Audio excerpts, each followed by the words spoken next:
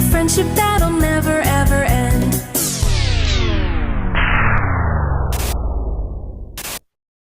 Run!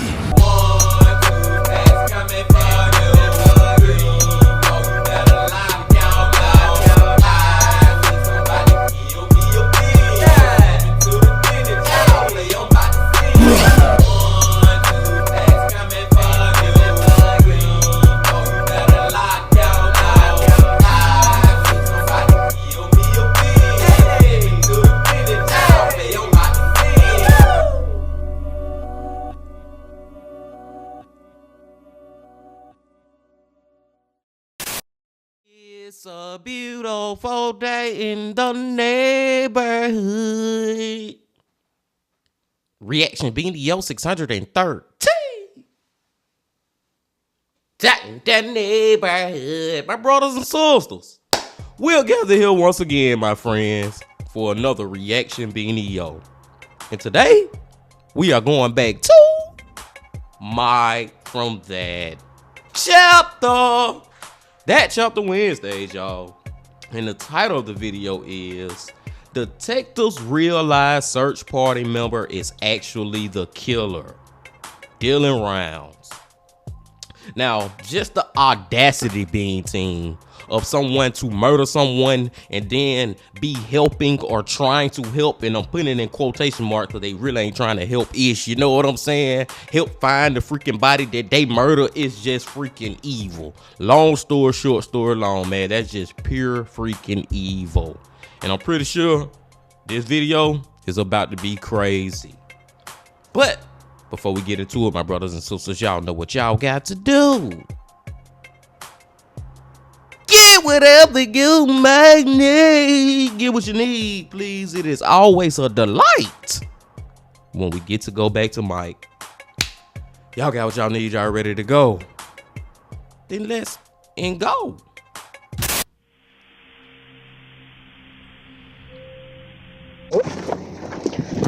Hi, Candace. Hi, Candace. Justin, Dylan's dad. You didn't see anybody else around here. His truck is there. Yeah, I know. That's what makes it so weird. Cool.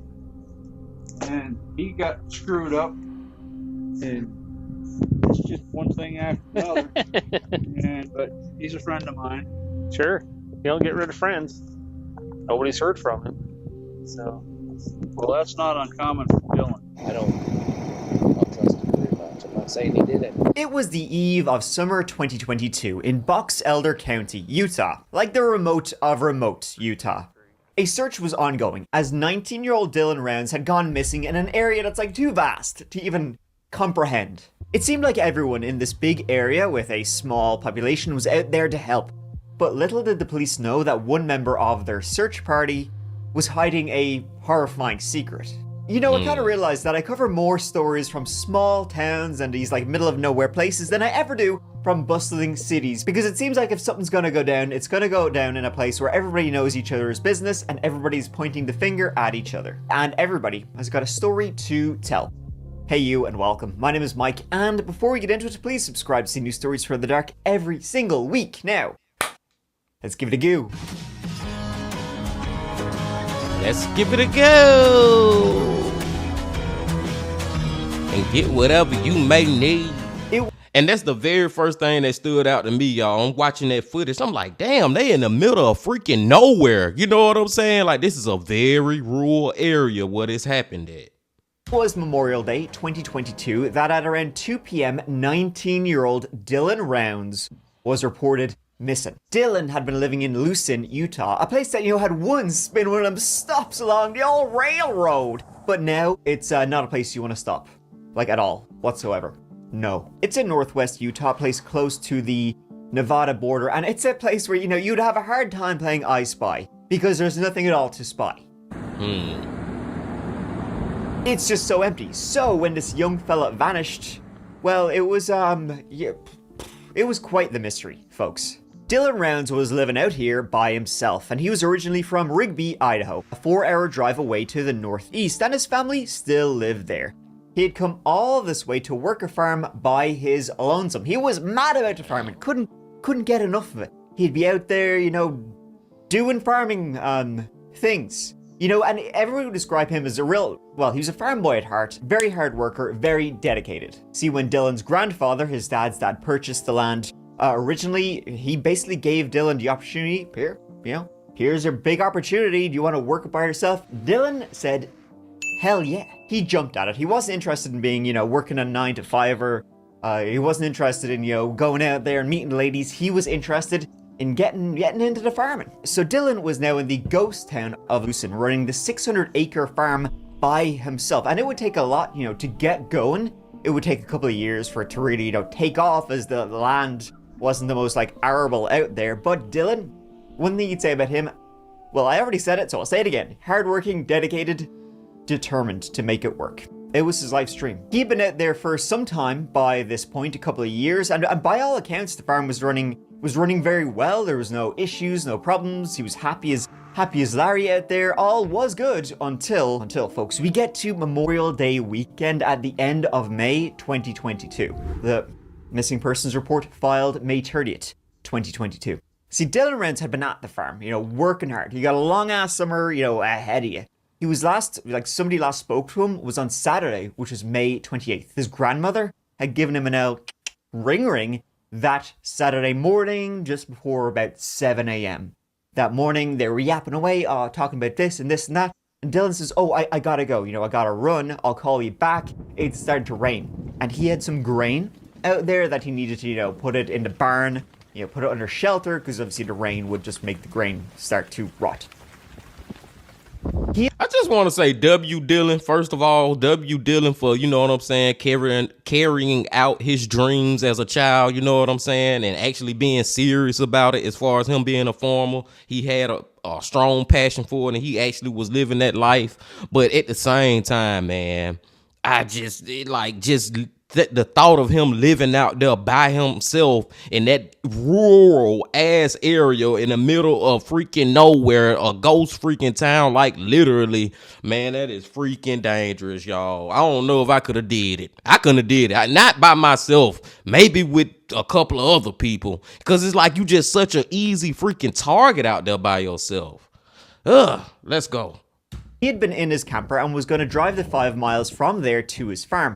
Now, he didn't stay at the farm full time. He would couch surf a lot and stay with his friends. This trailer didn't have power or running water, but this weekend he had been there, and it was there he disappeared.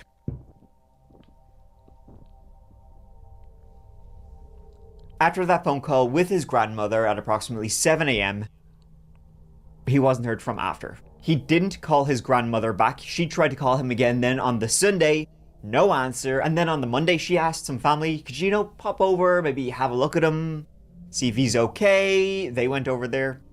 They saw nothing. And so with no contact, from him for over, 48 hours at this point, they filed a missing persons report that Monday, Memorial Day.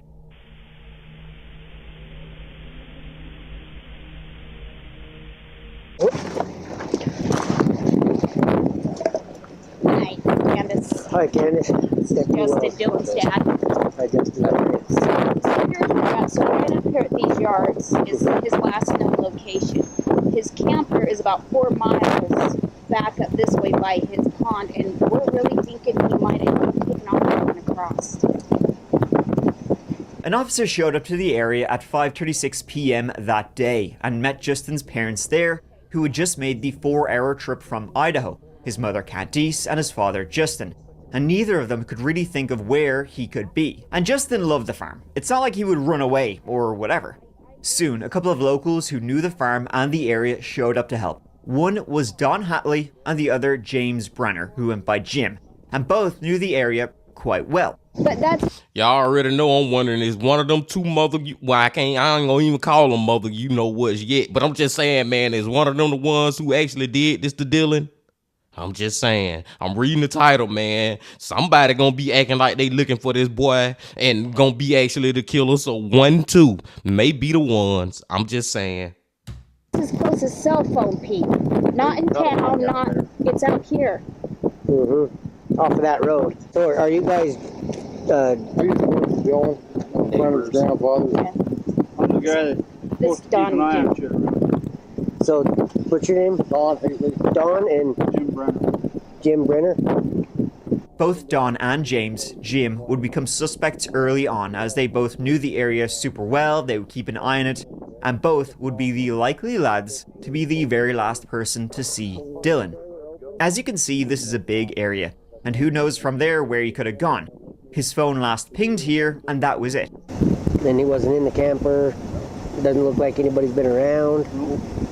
I checked. It's been raining off and on since Saturday, so any fresh tracks were kind of mushed out.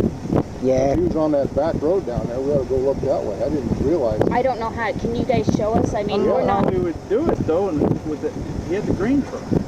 No, Walking. walking. That doesn't mean that's his exact location. That's the closest cell phone That's ping. the last ping for. It had last pinged, though, like near one of the cell towers on his farm, but like in a 15-mile radius. That's a lot of like... I mean, it's also like 15 miles, there's a lot there, and there's also not a lot there. So I know, police right? checked Dylan's property, his farm, and found nothing truly out of the ordinary. Jim Brenner showed them around. He lived close to where Dylan had his barn, and he would help out from time to time, but was mostly doing his own thing, sorta living off the grid.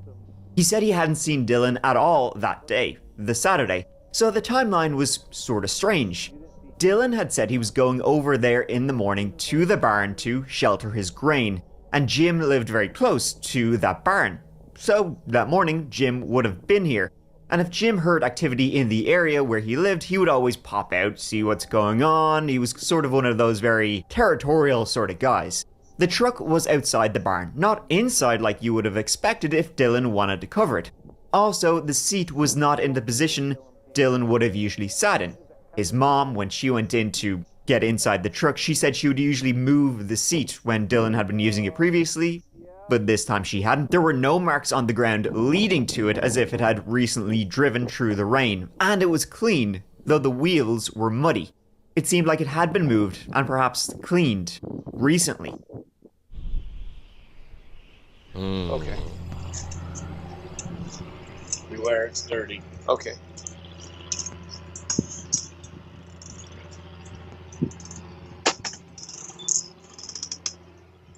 There was no signs of a struggle in Dylan's camper where he stayed, nothing to indicate foul play.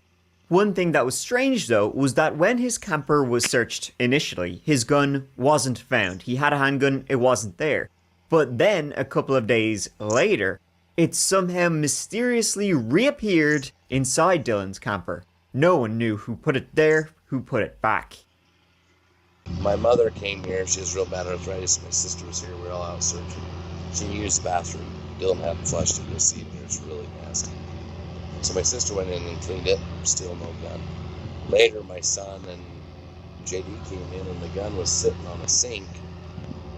It's outside of the bathroom, but right by the bathroom door where the toilet and the shower is the sink, but it's not in the bathroom. The gun was sitting right there with the clip outside of it. Okay.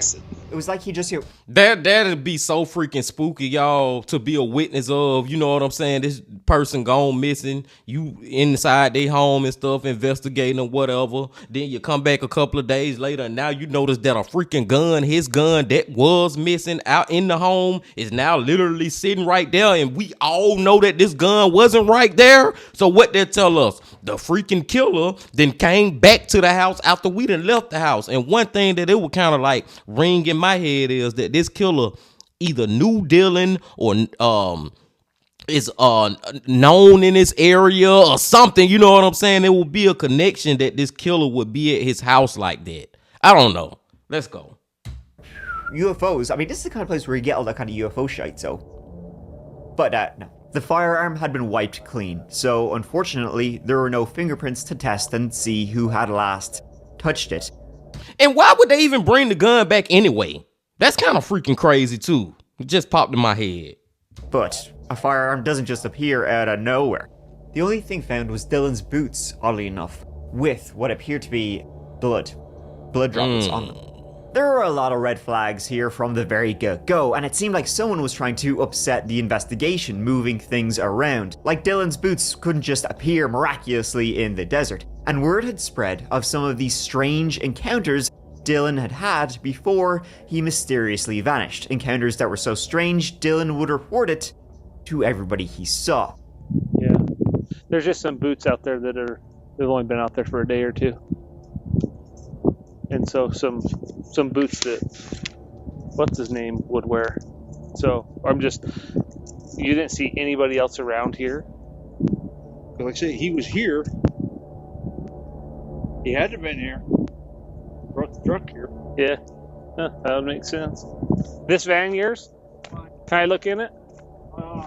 Guy already did. Oh, did he? Yeah, Okay. I wish you would, because I got mushrooms drying there, and every time you open the door with the wind blowing, they blow all over. What kind of mushrooms? Oh, they're not the kinds that get you high.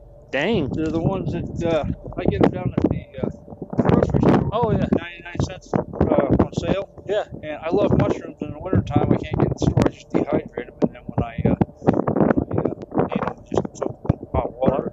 And they expand. Oh, that's pretty cool. Yeah, no, if they've already looked, I'm not gonna open it. So, okay, well, they'll be here for a while. See if They said his phone pinged, and I don't understand it. His phone pinged down there. His car was there, his keys were there, his phone was missing, his wallet was missing, and it seemed like he was barefoot. Like, what could have happened? The searches started immediately and were extensive. Had he simply gone on a hike and gotten bitten by a snake, fallen into one of the many, many mine shafts that littered this place?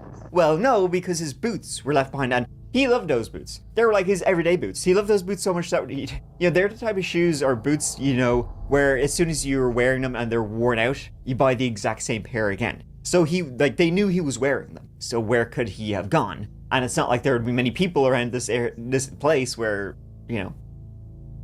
something no good.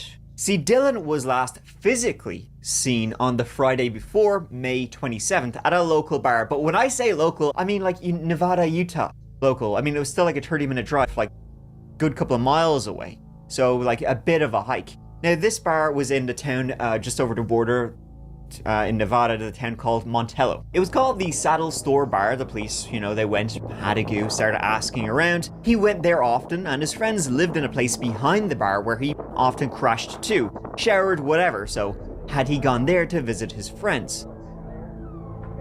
One thing though that was for sure was that the locals at the bar did not appreciate the authorities looking into them too close. As you can probably imagine already, this area is host to a lot of colourful characters, and it's still pretty much a cowboy town.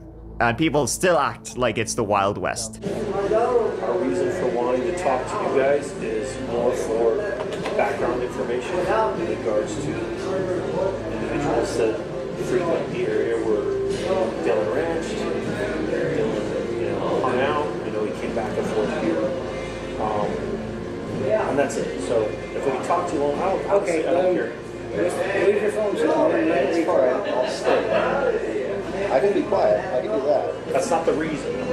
Yeah, I'm sorry. If you don't have a subpoena or something or a warrant, I don't want this is how we're going to do it. You know what? Hey, we are happy to help try and find Dylan. That'd be great. Well, then my uncle was friends with him, but which uncle's that? at the moment, we're getting a lot of attention for reasons we don't deserve. Okay, fair enough. All right. So here's part of that. Here's part of that. As much as we want to find out who's responsible for it, we want to find out who's not responsible for it and make that known. And I'm willing to just be completely honest with you about everything. I have no reason to bullshit you or lie to you about anything. It's just good law enforcement practice when we can. And so if you understand that part, and then I would hope you would appreciate that, like, we're not here to cause trouble for you, other than to just get you off the ass. And I can appreciate the fact that you've got a lot of people calling up your ass, and God knows there's a rumor mill around this small area that is talking about all sorts of crazy shit. But they sitting up there making themselves look like they may have something to do with it. You know what I'm saying? They acting suspicious for no reason, man. Just tell the detectives your side of the story and, your interactions with Dylan, whatever. Y'all being paranoid for no reason, starting to make your own self look guilty. Like, come on, man. This man missing. He is literally missing. Help his family find out where the freak he at.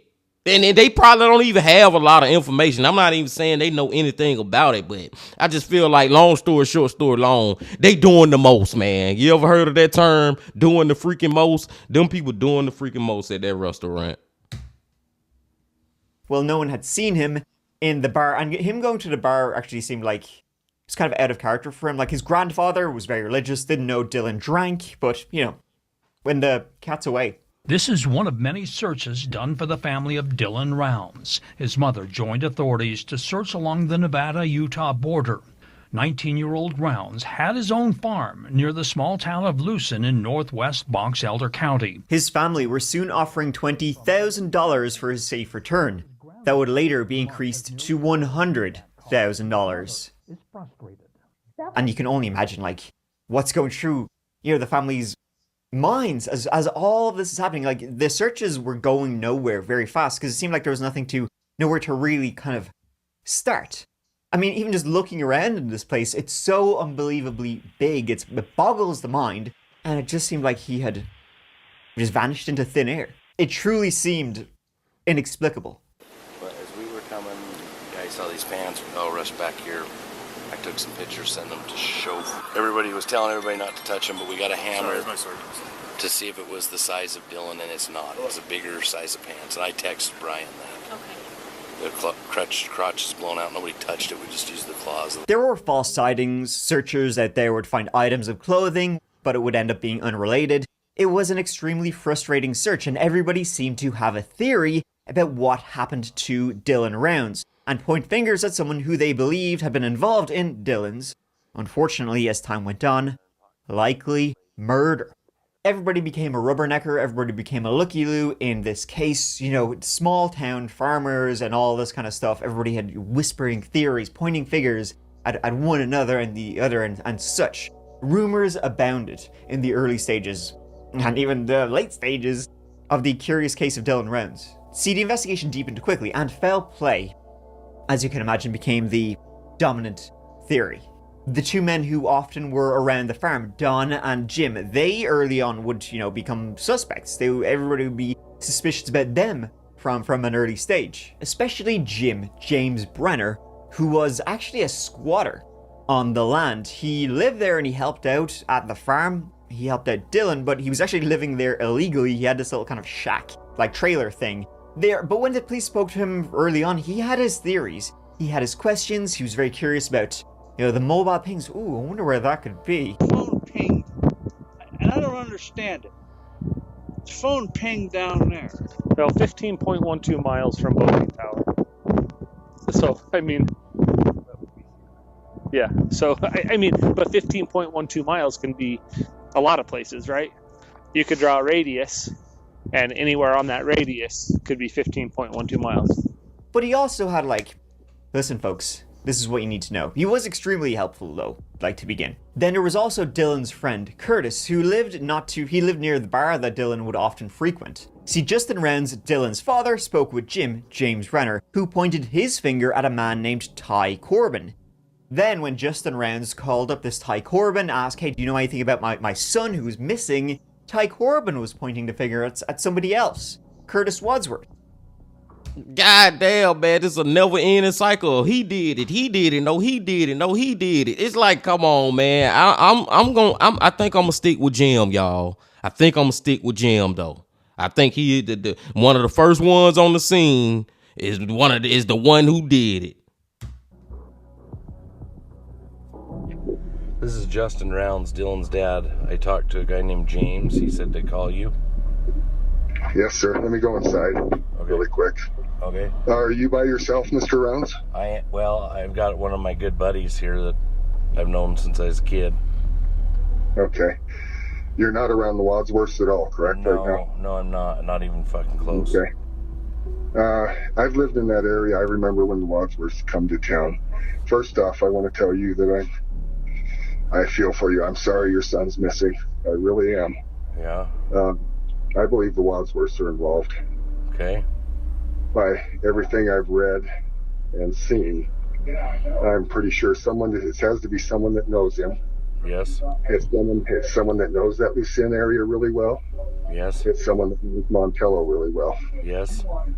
And the only person that fits that profile is Kurt.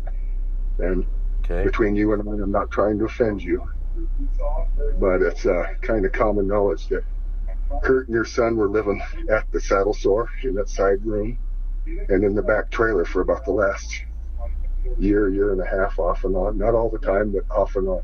Okay. Kurt knows. I would ask Kurt to go in and take a lie detector test. Okay. I don't search that area out in Lucien.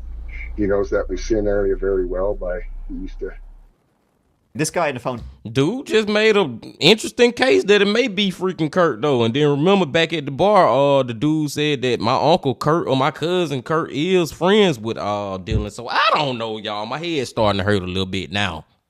Trying to figure this ish out. Ty said they were in some kind of relationship. See, as I said, in this like small town, I don't even know if you call it small town, ghost area.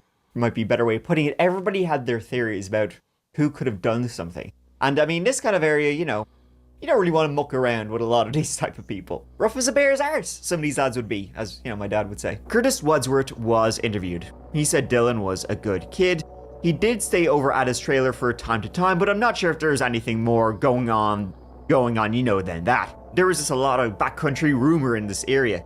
He said he worked as a backhoe operator, helped out at Dylan's farm from time to time, and was sure as shit had no clue what happened to the young fella, and he was very eager to clear his name.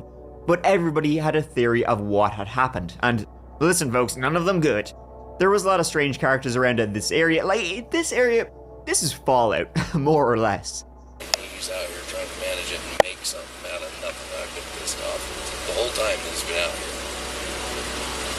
And so he's been trying his ass off, making some connections with ranchers and people that do things, So he's not out here. We don't know these people. Have you heard any other names he's ever mentioned before? He's talked to, hung out with, the females? Only people no females. No, I haven't heard any no kids. Only people is the guy that owns this has befriended him. People at the bar, he'll go there for lunch, get a hamburger. People at the store know him. He stayed at this hotel, and he knows. I forget some of these names. The searches for Dylan continued, and they grew and grew. Canine searches, aerial searches on the ground. People drove in from neighboring states to help in the search, but nothing was located. It was a very, very strange disappearance. The long-abandoned mine shafts became a leading theory that his likely body at this stage, had been dumped down one. Dylan seemed like a smart, ambitious, and dedicated young fella running this farm all by his lonesome in an area he didn't really know that well at all, surrounded by strangers. But it seemed like he was doing a good job at settling in and making friends all around them. Unfortunately, he made one he shouldn't have. A man with a checkered past and a deadly temper. Like something else that happened not long before Dylan disappeared is that he had been driving down the road. Dylan would tell the story to his family before he disappeared that he had been driving down the road this day, and as he had been driving, he had seen somebody off to the side of the road who flagged him down. This guy was walking along the side of the road barefoot. Dylan pulled up alongside him, and Dylan would say this guy was acting really, really erratically, and it was sort of demanding, phone now, phone me, gimme. Dylan was worried about this guy, and he said when he was relating the story to other people, he said he refused to give this guy a ride, though it seemed like he did actually give him a ride. Maybe he was just embarrassed that he gave this guy a ride. So who was this strange guy Dylan was telling the story about before he disappeared? Because this guy was later seen in that bar in Montello, Nevada, where Dylan would often frequent, asking about him. And then somebody else would give this strange man a ride to Dylan's trailer. Who the shit is this guy, and what's his relationship with Dylan? Dylan was telling everybody he was a crazy guy who tried to pull him over on the side of the road, and Dylan just drove off. When in reality, Dylan actually did give him a ride, and then he later showed up at Dylan's place. 5:25 is when Dylan ran into Chase with the desert and called me right after. Do you guys know Chase? We know of him. He steals. Yeah, that's what we've heard. What about Dylan? You guys know Dylan at all? Never heard of him. Chase. Yeah. So Chase is out on that ranch out there, is that what you're saying? Somewhere out there. Okay. Because he was supposed to be in Idaho. He was later tracked down, and his name was Chase Venstre, and he had a wicked history, including police standoffs that required SWAT involvement, and he had multiple felonies. He had active warrants from Montana and the US Marshal's Office. How well Chase and Dylan knew each other, though, it's sort of unknown. I ain't gonna lie, y'all. Hold on, let me go back. involvement, play and it he had again. multiple felonies. He had active warrants from Montana and the U.S. Marshal's Office. How I ain't gonna lie, man. Look at that picture. That dude look like a freaking murderer. I know we don't supposed to judge books by his freaking cover, but I'm just saying, it look like he giving a death stare. Seriously. well Chase and Dylan knew each other, though, it's sort of unknown. And get this, Chase was also somebody that James Brenner, had mentioned when the police had shown up to investigate Dylan's disappearance. You say this Chase guy is bad news. Chase Vector. If you look up 2016 in Ogden, the SWAT team was called to his father's house, and when they finally got a warrant to get in there, they didn't find him, and they went back in. He was up in the attic, laying in the rafters with insulation over. As I said, the night before he disappeared, Dylan had gone to the bar. Jim told police that Dylan had been in there bragging about how much money he was making. Something Jim would say, well, not the kind of bar where you want to be bragging about how much money you're making. A lot of shady people would be passing through there, I guess, and you do not want them to know what's in your wallet, let me tell you. Alrighty. Like I say, you don't go in a bar and brag about how much money you're making, especially in that.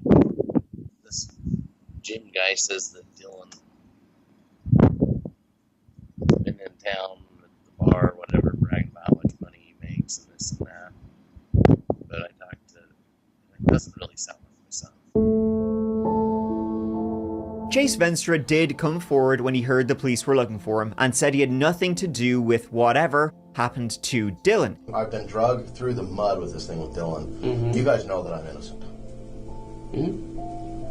I don't. We're not looking at you as a suspect or anything. Anything at all? Yeah. No, we haven't for a while. We were able to figure that out. I mean, it didn't take much, He was a fairly top dog suspect from the start, but the police, they got him, they spoke to him, and he was questioned fairly thoroughly. And although he had a pretty, I don't know what you want to say, rank, wicked history, no, they would discard him from having anything to do with Dylan Round's disappearance. He was alibied for the day that we know, Dylan was last alive. Though, as a quick aside, he's pretty busy, this Chase Venstra guy, because as of September 2024, he is a wanted man on the run with 5 felonies that he has yet to answer for, and is still wanted by the Box Elder County authorities. Last seen in Montello, Nevada, maybe at the same bar. But one person, multiple people are saying, got a bad feeling. Hairs stand up on neck when we see this guy and speak to this guy is, of course, the man who has many other names on his lips.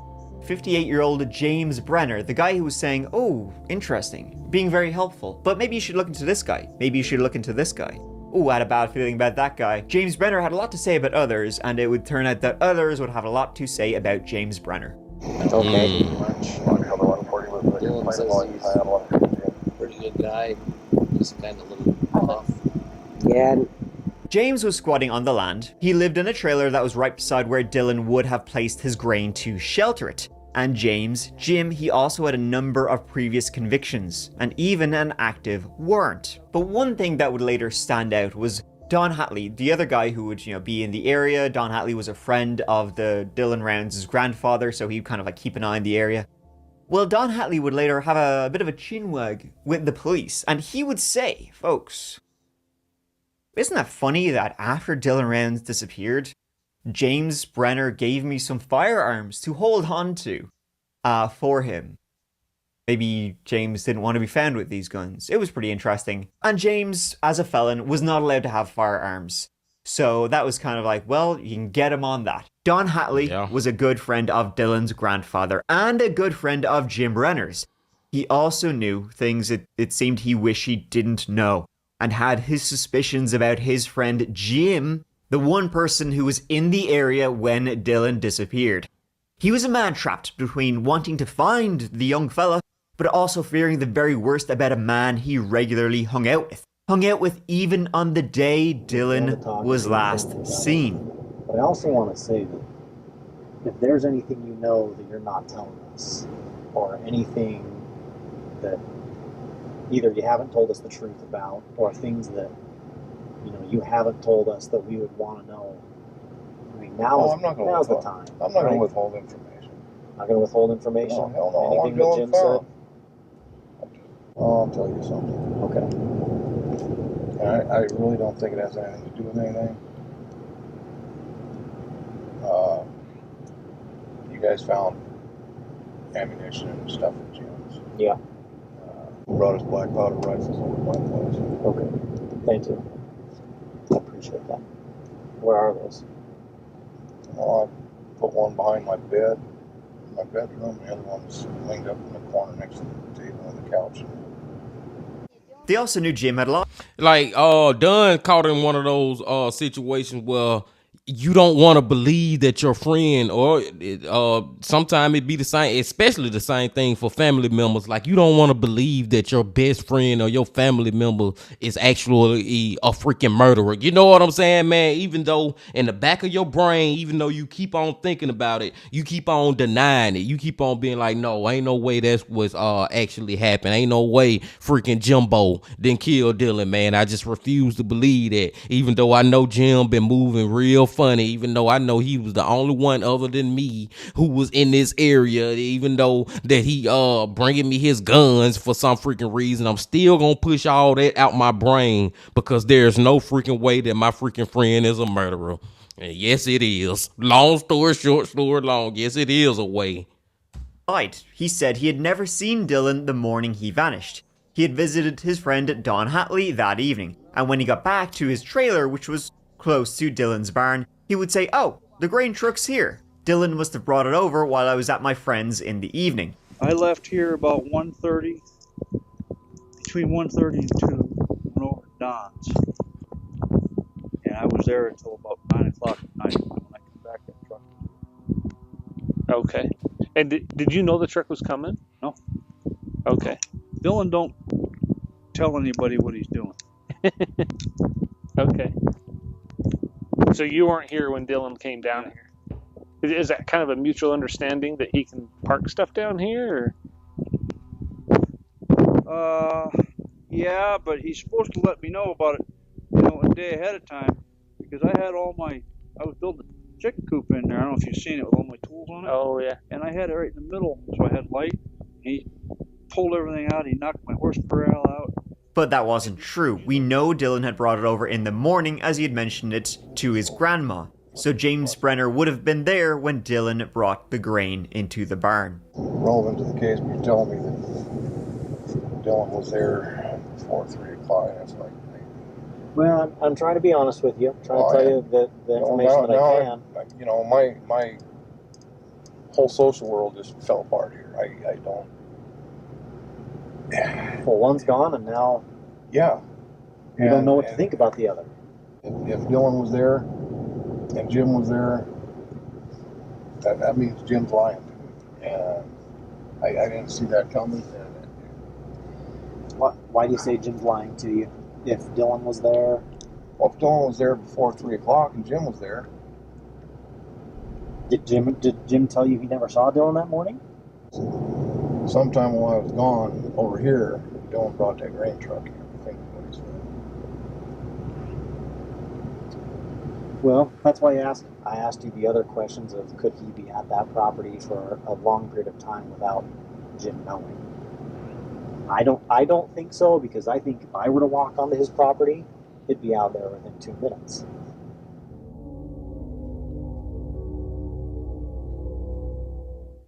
There's a warrant for your arrest. I'm going to let you know about it right now. From Maryland? So we're going to pick you up and take you to jail with us. Oh, God damn it. So what I want you to do, I know before you talk, you place your hands on your head for me. Interlock your fingers. Okay?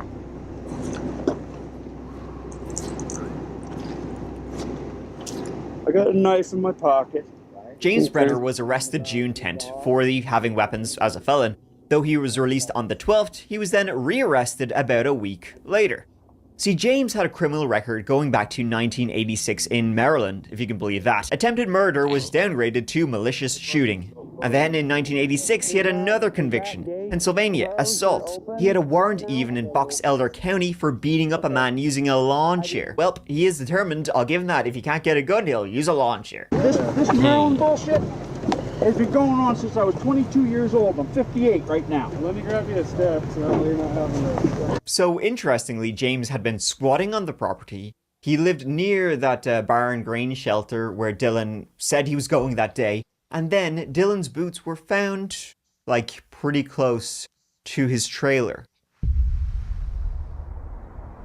And it's also crazy that Jim would even stay on that property after he know he the one who actually did it. And like I said at the start of the video, he trying to help the police. But, well, I guess he would have looked even more guilty if he would have just got out of town. You know what I'm saying? Just disappeared. But maybe he would have had a better chance. I'm glad he was freaking stupid enough to actually still live there. Like the police ain't gonna show up day after day after day after day until they finally catch your crazy ass.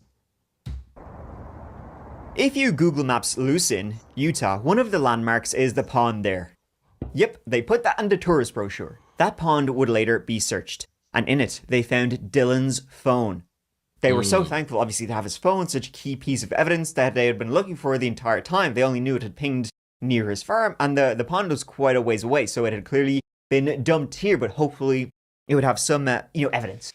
Who had he last been speaking to? Who he last called? Maybe, shortly before he vanished. But it would actually end up having a hell of a lot more than that. It showed a lot of his final communications, photos. It also showed something that Dylan did not take at all. How this was taken, nobody knows, but what it showed was his killer in blood. James Brenner, covered in blood, cleaning a firearm. And this was taken the day Dylan vanished. It's just one thing after another. But he's a friend of mine. Sure. You don't get rid of friends. It was a time-lapse video. How it was taken, we don't know. The phone literally just decided to film the killer, I guess. Or James Brenner had accidentally swiped or pressed a button, and it was timestamped at 7:27 a.m. on May 28th, half an hour after Dylan ended his call with his grandmother. The shirt James was wearing was later examined and found to have Dylan's blood on it. That is freaking crazy, man. We'll never know how in the freak Dylan phone did that, man. I'll just say it was by the grace of God. Any way that it freaking happened. But that right there is all the evidence that we need. Seriously, lock this man up. That's all we freaking need. Then you put everything else together, it's you. It's most definitely you. That's crazy. James Brenner's cellmate, while James was in prison on, the felony weapons charges, his cellmate would later want to speak with the police also, saying that, oh yeah, James Brenner, Jim, yeah, he told me all about how he murdered Dylan Rounds. Did you have any guess why the Box Elder County Sheriff's Office would maybe want to talk to you about anything? Yeah, kind of. Okay. What's that, you think? My cellie. Who's that? James Brenner. Okay. Do you think you have anything that might be able to help us? Maybe. What's that? 2 different locations where a body might be. Oh, yeah? Yeah. Where are those? West Desert. Well, okay. That's helpful. We think he's there, too. He's trying to put it off on somebody named Chase. Okay. And, this guy was saying, yeah, he told me all about it, and guess what? He told me he was trying to pin the murder on Chase Venstra, who was already cleared. Already had been cleared at this point, but remember, that was one of the first names that James Brenner mentioned the day the police showed up to search for Dylan. And I know he killed the guy because he was jealous of him. Spoiled ass little rich kid is what he called him. That Brent, you're using too many pronouns. When you say he killed him, you talking about Brenner killing him or this guy named Chase? Brenner. Okay. Yeah, Brenner, he's told me, he's told me so much of it. But I wouldn't stop in the West Desert. I would look inside of a septic tank also. A septic tank? Yeah, a septic tank. Why do you say that? Because he's come across and told me all these things he's thought about and checked into, and then he starts laughing and says, "You guys could be walking right over top of the body." So, I just want to start off like I'm being completely upfront with you and honest with you about everything. Honestly, anything that you tell us, we're going to be somewhat skeptical of, just like you're skeptical of us, right? I get it. James Brenner was ultimately charged with Dylan Rounds' murder in March of 2023. despite the police still not having Dylan's body. He was charged with first-degree murder, but as part of a plea deal which included leading the authorities to Dylan's body, which he did in early April 2024, he pleaded guilty to second-degree murder. And after almost 2 years of finger-pointing, of lies, and one of the strangest videos I think I've ever talked about in one of these good old true crime videos, well, Dylan's body would be found. He had been left out there in the desert. He actually was, there was a lot of them out there because animals had unfortunately gotten to him as well. But at least his parents could finally have, some solace knowing that they had their son back and that the guy who did it was in prison. I agree, man. I was hoping, I was getting a little nervous too, being Tim. I'm like, man, I hope they at least find his body. So they did at least do that much, even though they had to downgrade freaking Jim sentence to, charged to second-degree murder. But I'll take it, man. I'll freaking take it. He already old as freak, and I hope they still give him life in prison or enough years where he can't ever get out. With Jim entering a plea agreement, he received a reduction from first-degree felony aggravated murder to second-degree murder. Brenner was also convicted of 2 weapons-related charges, second-degree felonies. He was sentenced to up to 30 years in prison for each of the 3 counts he pleaded guilty to. He was also given credit for the jail time he already served. Now, Dylan Rounds' parents, Justin and Candice, they wanted him to serve the death penalty. They wanted him dead.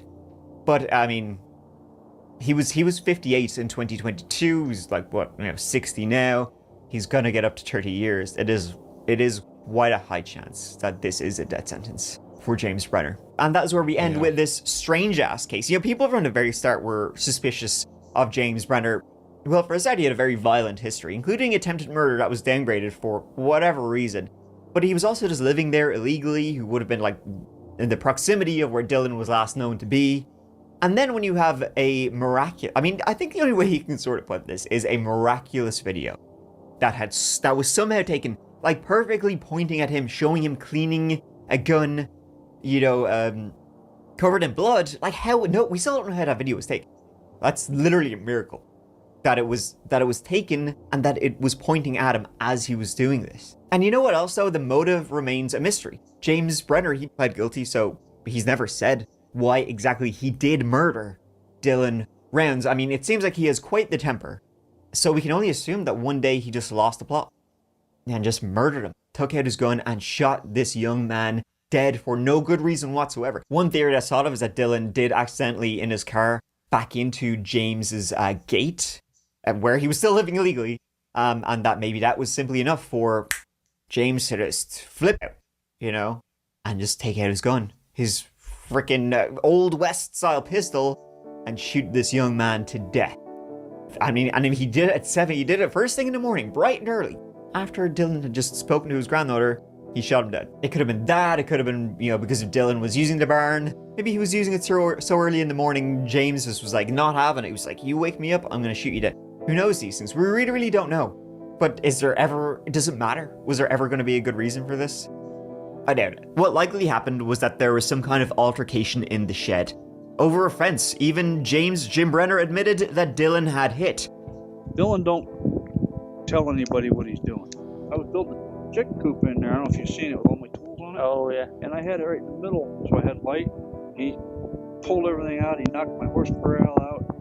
So I didn't know what the hell was going on. Or perhaps over something else. We will likely never really know. James had his history, clearly had a temper, and clearly had no issue shooting people. I guess he saw himself as a real, Yeehaw cowboy with that 6-shooter, and he acted like one. Regardless, he went after Dylan armed with it. And it's never a good idea to carry a firearm while pissed off, folks, because he had no issue using it.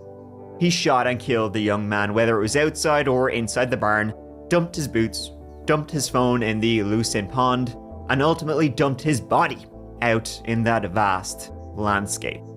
He was living there illegally, but it seemed like, because he was helping out on the farm, Dylan and his grandpa allowed it, and in turn, he brutally murdered Dylan Rounds, but was caught in, as I said, probably one of the strangest ways. A killer has been caught, literally blood-handed.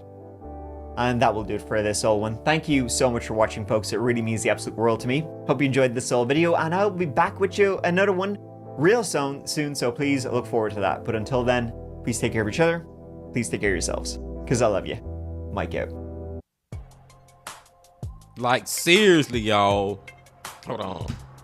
That is freaking crazy, man. How, like, literally caught red freaking handed, man. Like, seriously, like, I'm at a loss for words. Like Mike said, and I already had said it too, we would never freaking know how did that video record Jim, you know what I'm saying, with the gun, and he had the blood on him and all that. Like, I'm telling y'all, man, that feel like a grace from God. I believe in a God, and I feel like God had something to do with that, man. And maybe Mike didn't say this, but I'm thinking he had an iPhone. Just from what I know, man, you know how iPhones, you can actually open the camera app on accident from the lock screen. So maybe it was something like that. Yeah.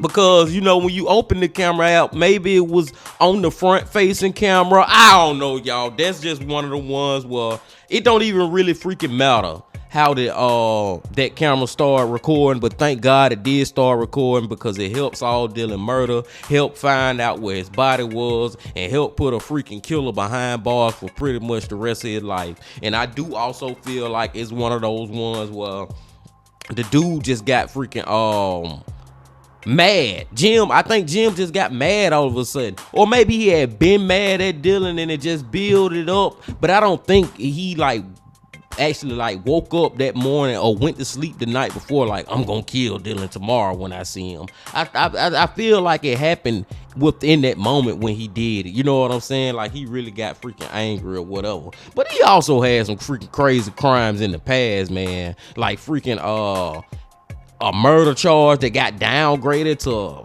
aggravated assault with an armed weapon or something crazy that Mike said, man. That was just the first warning sign right there. And that was way back in the 80s when he got that. This one right here, y'all, was very freaking confusing, man. Like, it was so many people it could have been, so many ways we was going. I'm just sitting back like, is it Kurt? Is it the other dude? Is it Jim? Is it Dunn? At first I was looking at Jim and Dunn like it could be either one of these mother you know what's, man. But come to find out, Jim is the new you know what. And I'm glad that he gonna spend all life in prison, pretty much. And rest in peace to Dylan Rounds. But I digress. I'm gonna go and let y'all go now, y'all. This one right here, man, got my brain all over the place. Like, seriously, man, so many different angles to this one, man. But at the end of the day, I'm glad that the case was freaking solved. And I'm gonna let y'all go like I said, y'all. And before y'all leave, just please hit that like button, comment, subscribe, and do all that if you ain't did that yet. And remember this: love, peace, and happiness. Stay safe. Don't stop. Keep going. Yeah.